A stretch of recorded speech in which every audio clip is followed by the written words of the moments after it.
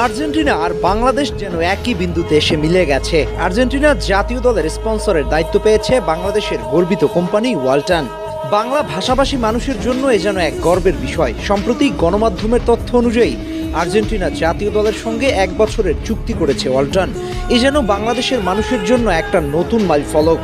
আপনি ভাবুন তো, আর্জেন্টিনা জাতীয় দল মাঠে নেমেছে আর জার্সির পিছনে কিংবা সামনে বাংলাদেশের কোম্পানি ওয়ালটনের লোগো। ব্যাপারটা কি খুব স্বাভাবিক? না, একদমই না। আর্জেন্টিনা জাতীয় দল বিশ্ব চ্যাম্পিয়ন দল, তার উপরে বর্তমানে যেভাবে উঠছে টিম আর্জেন্টিনা, তাতে করে তাদের মতো দলের স্পন্সরের অভাব হওয়ার কথা নয়। বরং বিশ্বজুড়ে বিভিন্ন দেশের বড় বড় কোম্পানিগুলো তাকিয়ে থাকে এমন একটা দলের সঙ্গে চুক্তি করার জন্য। সেখানে কেন আর্জেন্টিনা ওয়ালটনের মতো কোম্পানিকে বেছে নিল, তাও আবার বাংলাদেশের মতো একটা দেশ?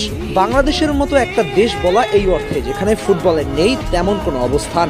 তবুও কেন বাংলাদেশি কোনো কোম্পানিকে বেছে নিল আর্জেন্টিনা? এমন প্রশ্নের জবাবটা হচ্ছে শুধুমাত্র ভালোবাসা থেকে।